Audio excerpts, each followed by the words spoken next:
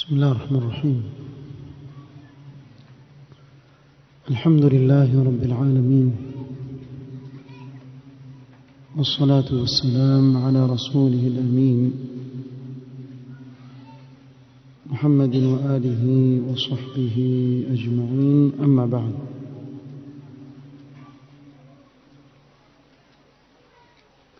leo ikiwa ni tarehe 17 mwezi wa Safar mwaka 1447, katika darsa ya risala al-usul al-thalatha للإمام المجدد محمد بن عبد الوهاب رحمه الله تعالى، بشرح فضيلة الشيخ العلامة محمد بن صالح العثيمين رحمه الله تعالى.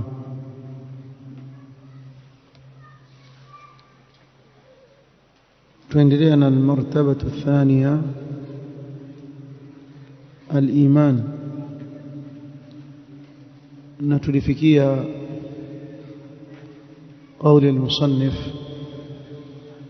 رحمه الله قال: وأركانه 6: أن تؤمن بالله. nguzo za iman ni 6, na nguzo ya kwanza an tu'mina billah, ni kumwamini Allah subhanahu wa ta'ala. Ingawa ni muhimu sana kwa Muislamu kufahamu atakikana amuamini vipi Allah subhanahu wa ta'ala, ili mtu aambiwe kuwa huyu amuamini Allah, atakikana aamini vipi. قال العلامة ابن عثيمين رحمه الله: الإيمان بالله يتضمن 4 أمور. kumwamini Allah subhanahu wa ta'ala ndani yake kuingia mambo manne. Moja likidondoka, asipoliamini, hajaambiwa huyo amemwamini Allah, atakuwa amekamilika katika kumwamini Allah yakitimia mambo manne. Al-awwal, jambo la kwanza, al-imanu biwujudi llahi ta'ala, kuamini uwepo wa Allah subhanahu wa ta'ala. bimaana kuamini Allah subhanahu wa ta'ala yupo. Sheikh Ibn Uthaymeen hapa akaingia katika kueleza kwa ndani sana, na akataja faida nyingi sana katika hii nukta ya kwanza. قال: وقد دل على وجوده تعالى، na dalili za uwepo wa Allah subhanahu wa ta'ala zipo katika alfitra, katika maumbile ya mwanadamu, wal aqlu, na akili timamu. Kwa yule ambaye hana akili timamu hawezi kuelewa hizi hoja tutakazozieleza hapa. Washar'u, na dalili za kisheria. Walhissu, na hisia, mtu yuhisi haswa uwepo wa Allah subhanahu wa ta'ala kwa mambo anayoyaona kwa macho. Kuna mambo yaona kwa macho yako ya kuonyesha kuwa Allah subhanahu wa ta'ala yupo, kama tutakavyoyataja insha Allah ta'ala. قال: أما دلالة الفطرة على وجوده، أما دليل يا فطرة يا مؤمن يا منادام كوا الله يبو، فإن كل مخلوق قد فطر على الإيمان بخالقه من غير سبق تفكير أو تعليم. kila kiumbe kimeumbwa katika kujua na kuamini kuwa kina muumba wake bila ya kutangulia kufikiria wala kujifunza. ولا ينصرف عن مقتضى هذه الفطرة إلا من طرأ على قلبه ما يصرفه عنها. na mwanadamu fitra yake haiondoki katika maana haya, katika muktadha huu kuamini kuwa kuna muumba wake, isipokuwa yule ambaye katika moyo wake kumeingia kitu baadaye kinachomuondoa katika hii asli yake. kwa ushahidi wa maneno ya Mtume sallallahu alaihi wasallam liqauli nabii sallallahu alaihi wasallam ma min mauludin illa yuladu ala alfitra ay ala alislam, hakuna mtoto anayezaliwa isipokuwa azaliwa katika fitra, katika Uislamu, ajua ana muumba wake. Lakini sasa kuna kitu chaweza kuingia pale kikamharibia, fa abawahu yuhawidanihi, basi wazazi wake ikiwa ni Mayahudi watamfanya yule mtoto akafuate dini ya Uyahudi, au yunassiranihi, au kumfanya mnasara, au yumajisanihi, au akamfanya awe mmajusi muabudu wa moto. Lakini hapa hakuna au yuslimanihi. Kwa nini? Kwa sababu asili yake ni Muislamu. Asili ya mwanadamu ameumbwa ni Muislamu. Hii ni fitra, Allah amemuumba kila mmoja. Wa amma dalalatu al-aqli ala wujudi Allah ta'ala, ama dalili ya kiakili ya uwepo wa Allah subhanahu wa ta'ala, فلأن هذه المخلوقات سابقها ولاحقها لا بد لها من خالق أوجدها. hivi viumbe hivi tunavyoviona, vile vilivyotangulia, vinavyokuja mbeleni, lazima vina yule aliyeviumba. idh la yumkinu an tujada nafsaha binafsiha, haiwezekani kiumbe kikajileta chenyewe, kikajiumba chenyewe kwa nafsi yake.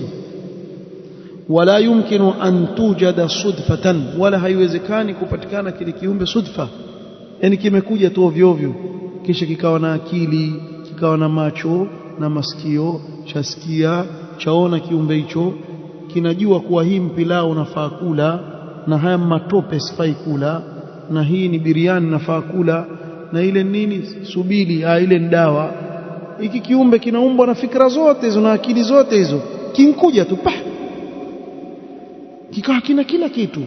Ukimwangalia mishipa yake katika mwili wake na idadi yake ilivyo mingi, anaumbwa na ubongo unaofanya kazi katika kichwa chake, ana moyo unaopiga usimami mpaka kufa kwake. Hivi imekuja sudfa tu, bomu limpigwa kisha akatokea binadamu katembea, haingia akilini. Hakuna mwenye akili timamu aweza kusema maneno kama haya kabisa.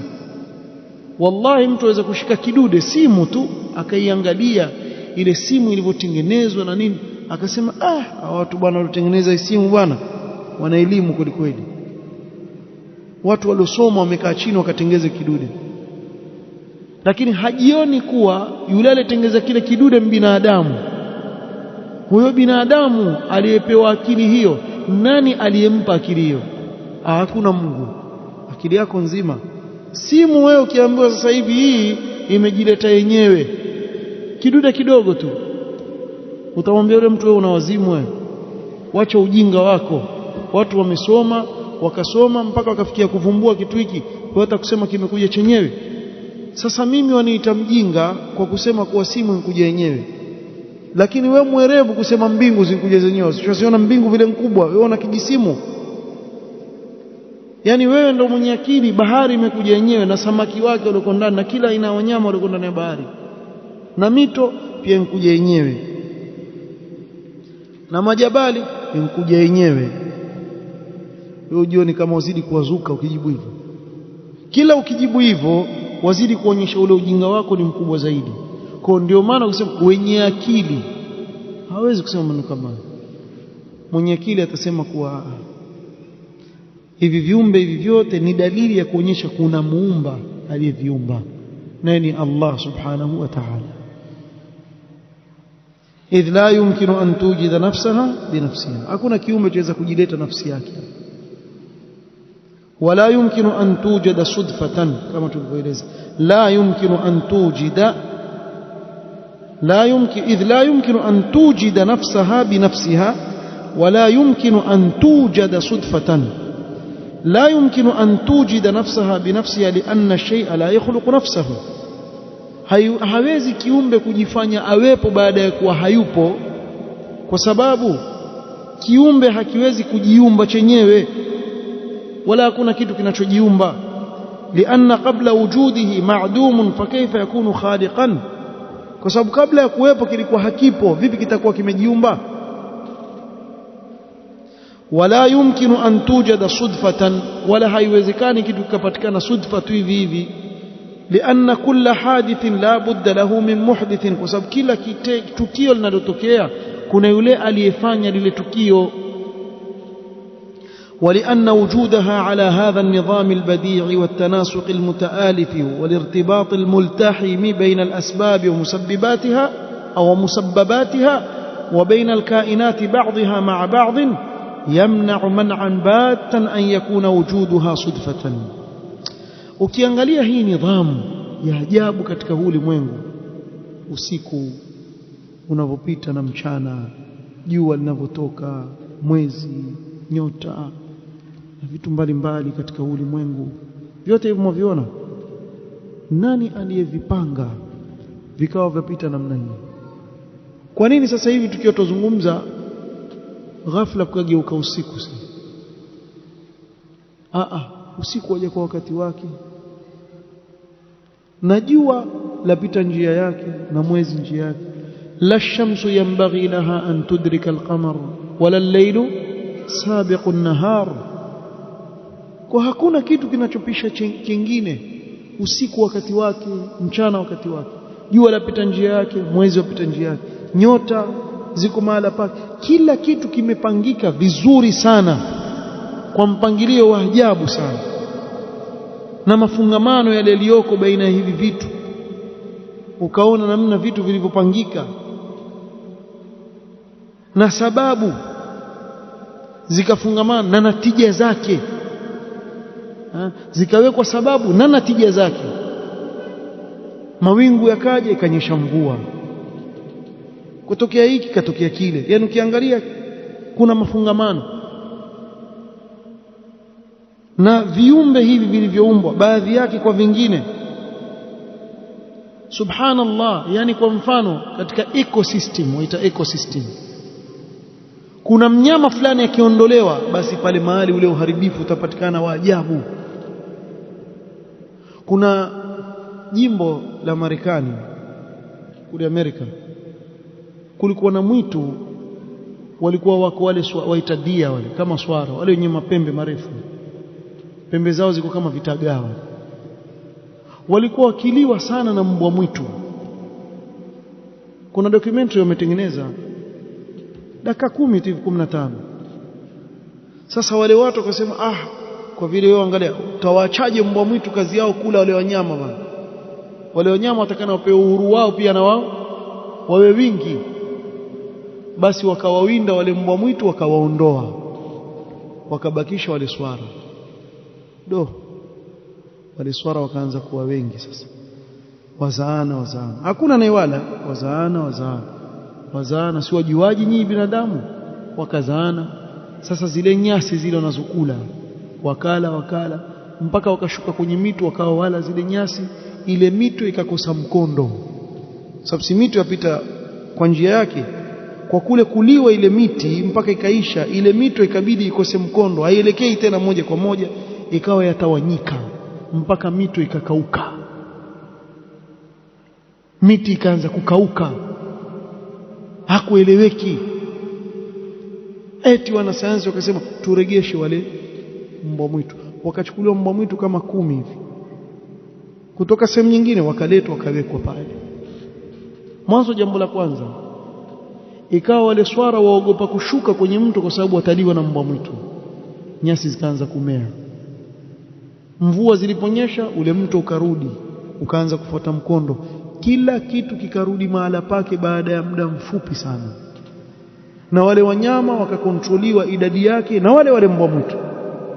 Hii tanasuk iliyoko katika hivi viumbe Allah alivyoviumba, yani vitu vya ajabu sana, na namna Allah alivyoweka.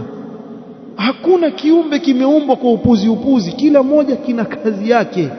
Hata nzi, yule mdudu nzi, wewe anayekuudhi wewe, ana kazi yule, ana kazi amepewa yule. Hata ili jikunguru, waliona jikunguru liko juu hili la udhi watu, ukipita kubwagia kinyesi, hata upi ana kazi yake. La taka hili, ulataka huku, kalataka kule, basi na wewe ukakaa salama. lakini wengi katika watu hawajui kuna wanyama wamewekwa na Allah subhanahu wa ta'ala, kila mmoja na kazi yake. Ndio ukaona ule ulimwengu waenda kwa uzani wa ajabu sana, kila kiumbe kina kazi yake. Fa subhanallah, hivi vyote vimekuja sudfa tu bwana, ili utikinaishe wewe una kazi na wala hatutoki naye, sababu haingii kwenye akili kabisa. Pweza yule mmoja, pweza mmoja aweza kuzaa mayai yaweza kukaribia milioni, yule mkubwa yule afika mpaka mita 4, kisha wote watoka pweza. Sasa wewe fikiria, pweza 10 waweza kutoa watoto milioni 10. Pweza 10 hii bahari tungeweza kuogelea, lakini kuna samaki wengine wamewekwa kazi yao kula, ile ni riziki yao. Wakitoka tu kwenye mayai waliwa, wabakia wachache kama 20 30 ndio wakubwa katika hizo milioni zote. Katika milioni zote hizo muonaje tuondoe samaki wote tuwaache pweza tu pale, aruka chomo hapo madhubaha pale, aruka chomo pa, na wewe washikwa pa, wakamatwa na mikia yake. Si mwataka pweza? Kule ni pweza. Allahu almusta'an. Wallahi tungepata tabu sana, tungepata tabu sana. Lakini subhana al-khallaq al-alim, Allah kila kitu akakiumba na kazi yake. Wewe huyu atampunguza huyu, riziki yake iko hapo, huyu atafanya hivyo, atafanya hivyo. Basi akiingilia binadamu pale katikati haribu kila kitu. Lakini waishi wanyama na mpangilio Allah aliyoweka, na kila kitu kina mpangilio wake. Kwa huu mpangilio wakataa kata kuwa hivi viumbe vimeumbwa kwa sudfa. idhil mawjudu sudfatan laysa ala nidhamin fi asli wujudihi, kwa sababu kilichokuwepo kwa sudfa asli yake hakina nidhamu, kimetokea tu pup, hakina nidhamu. Fakaifa yakunu muntadhaman hala baqaihi wa tatawurihi, vipi kitabakia katika nidhamu katika hali ya kuendelea kubakia wakati aslan kimetokea bila sudfa? Wewe leo kwa mfano waweza kurusha jiwe mahali pa likasimama mahali pa ajabu ajabu, kwa furahi jiwe limesimama juu pale, ukaambiwa hanshalishukisha liregeshe tena vile vile ulivyotupa, haregeshe. Ile tokea jiwe tu huwezi kuliregesha tena pale mahali vile ulivyolitupa. Sasa wewe ulitupa tu likatua mahali, likatua kwa njia nzuri yapendeza hivi, kaambia mmoja kuona vile lilipotua. Watu wa sasa mkatua na simu na mapicha na nini na video, afu kajipiga pale, angalia nimelituliza hili. Basi tuliangusha, harudisha. Hata kwa kuliweka huwezi kuliweka vile, sababu ndio sudfa inavyotokea. Muelewa mambo ya sudfa, kitu kimetokea tu hivi huwezi hata kukirejelea tena mara ya pili. Kisha waje kutuambia hapa kuwa huu ulimwengu wote na mpangilio huu umetokea sudfa. Hata mje wana sayansi 100 tutawapa maswali mshindo kujibu, msijifanye wajuaji bwana, na matai mjinyonge mpaka mkauke koo, hamjibu maswali. Kuna maswali mtaulizwa hamjibu. Vaa miwani, fanye nono hivi mpaka jicho likionekana kama limekuwa kubwa hivi, hauoni jawabu ya maswali utakayoulizwa. Haiwezekani bwana. Eti mmechukua herufi A B C D nikazitia kwenye chupa, kisha nikafanya hivi, nikifungua imeandikika insha. Sudfa tena, maneno ya kueleweka. Mtu atakuangalia hivi, basi si neno moja, safha nzima imeandikika kwa kuchezesha herufi tu hivi. Basi hata matumbiri wangelikuwa nao vioni kama habari ni hizo. Maana sikutikisa tu, hakuna kitu kama hicho. Sudfa, mambo yanatokea sudfa da. Ndio utaona sasa zile theory wanazozitoa wale, waziita theory lakini ni myth, wanazozitoa wanasayansi mbalimbali. Kila miaka ikienda mbele aonekana leo ile jamaa alienjoy watu kweli kule nyuma, kama mwenye Big Bang Theory. Big Bang Theory si theory, ile ni myth na ni fikra tu ya mtu mjinga kalewa kisha akazungumza. ukisoma kwenye biology wasomeshwa, sijui kama bado syllabus iko vile vile, kwa hivyo form 1 form 1 wasomeshwa hivyo, origin of the man, mafundishwa Big Bang Theory. Big Bang Theory wasema kulitokea mlipuko mkubwa katika ulimwengu, sijui ulitokea wapi yenyewe, yeye mwenyewe hajui ulitokea wapi, lakini kakaa chini kaandika mito, bahari, samaki, watu wakatokea pale, miti. Hebu lepua hapa uone kutatokea nini. Lepua hapa nje uone kutatokea nini. Kama vigaya viko katikati hapo ukaruka. Ulepuaji waleta maafa, hauleti uhai. Lakini jamaa wakaiweka pia imeandikwa kwenye vitabu vya watu wenda kusoma, imewekwa Big Bang. Huu ujinga huu niwaambia asubuhi hapa. Ndio maana sisi tuko hivyo Afrika huku, watu watengeza hiki, watengeza ndege, watengeza sijui F nini, ndege za vita huko, watengeza nini. Sisi tunkaa tu hapa. Grasshopper na miguu mingapi? Ndio grasshopper, nzige, na miguu mingapi? Parts of an insect. Ifundishwa hivyo, abdomen, sijui nini, head.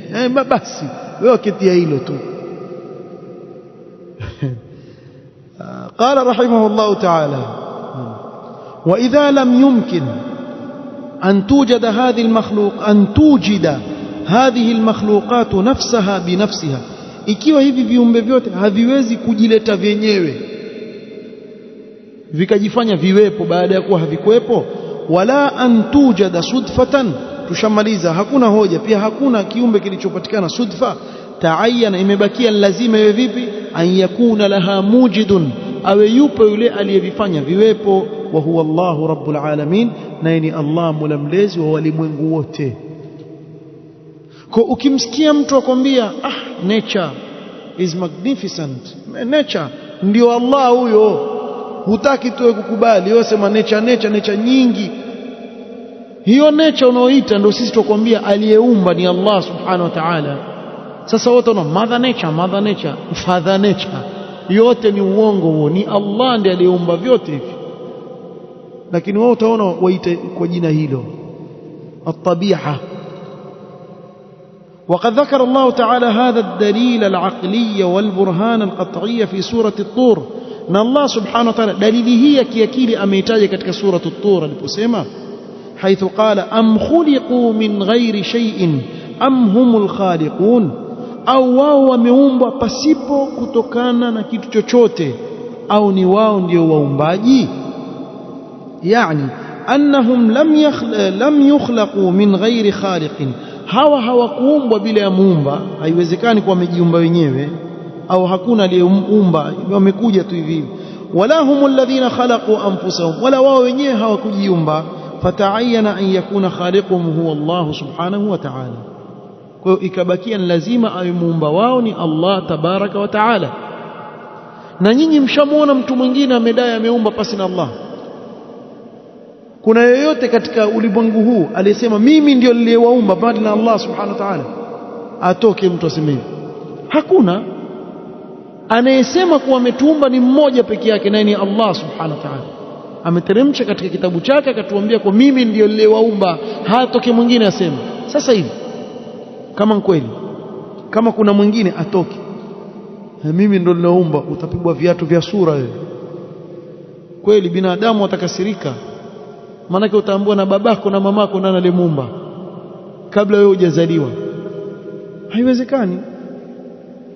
ولهذا لما سمع جبير بن مطعم رضي الله عنه رسول الله صلى الله عليه وسلم يقرأ سورة الطور فبلغ هذه الآيات. جبير بن مطعم kabla ya kusilimu alikuja Madina kwa ajili ya kumkomboa jamaa yake ambaye alikuwa ni matekwa katika vita vya Badr. Alivyokuja Mtume sallallahu alaihi wasallam aswalisha salatu maghribi, akamsikia soma sura at-Tur, akafika katika hizi aya, am khuliqu min ghairi shay'in am humul khaliqun am khalaqu as-samawati wal arda bal la yuqinun am indahum khazain rabbika am humul musaytirun. hizi aya kaziona. Am khuliqu min ghairi shay'in am humul khaliqun, hiyo tumeeleza. Am khalaqu as-samawati wal arda bal la yuqinun, au wao ndio wameziumba mbingu na ardhi bali hawana tu yaqini hawa.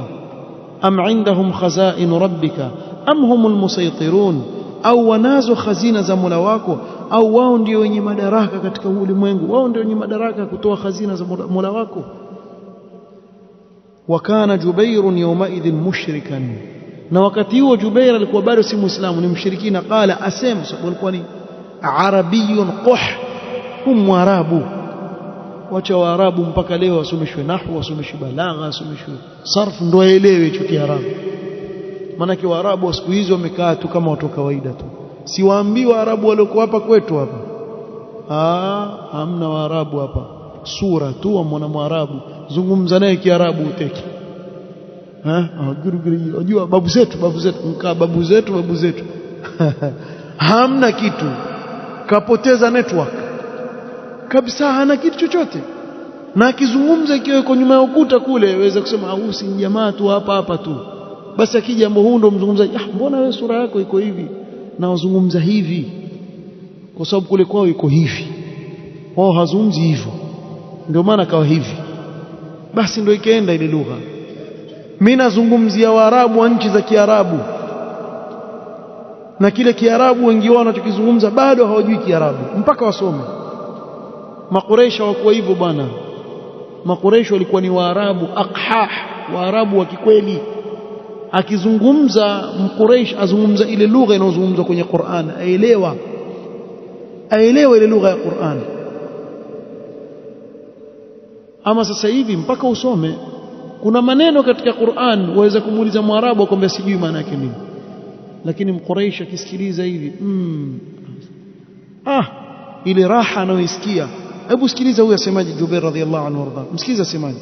Qala kada qalbi an yatir, ile raha niliyoipata na mimi bado sijasilimu, moyo wangu ulikuwa karibia kuruka kwa yale maneno niliyosikia. Wadhālika awwala ma waqara al-iman fi qalbi, na hapo ndio mwanzo imani ilianza kutulizana katika moyo wangu. Akaanza kuamini kuanzia pale aliposikia maneno haya. والحديث رواه الإمام البخاري مفرقا. ولنضرب مثلا يوضح ذلك. الشيخ ابن عثيمين سنة وبيجي مفانو إلي نوايكي وازهيلو. فإنه لو حدثك شخص عن قصر مشيد، ومفانو mtu akakupa kisa akakusimulia juu ya kasri ile imejengwa vizuri kabisa, madhubuti. Ahatat bihi alhadaiq, imezungukwa na mabustani, maua mazuri. Wajarat bainaha al-anhar, na kukapita baina katika ile miti ya bustani kumepita mito. Wamulia bilfurushi wal asirra, kisha kumewekwa matandiko mbalimbali na kumewekwa vitanda na makochi pale. Wazuyina bi anwa'i zinati, na kukapambwa na mapambo mbalimbali. Min muqawimatihi wa mukammilatihi, katika vile ambavyo vya lazima katika zile vile yale mapambo na yale ya ziada ya kufunika juu yake. Waqala laka, kisha mtu akakwambia, inna hadha alqasra wama fihi min kamalin qad awjada nafsahu, waliona likasri hili na vilivyomo ndani yake limekuja lenyewe hili. Jamaa wamekuja wakakuta kwa hivi lenyewe bila mtu kufanya chochote. Au wujida hakadha sudfatan biduni mujidin, au likasri limepatikana sudfa hivi bila mtu kulijenga. La badarta ila inkari dhalika wa takdhibi, moja kwa moja utakimbia katika kumkadhibisha huyo mtu aliyesema maneno yake na kumkemea tena. Fanya adabu, waheshimu mainjinia waliofanya kazi.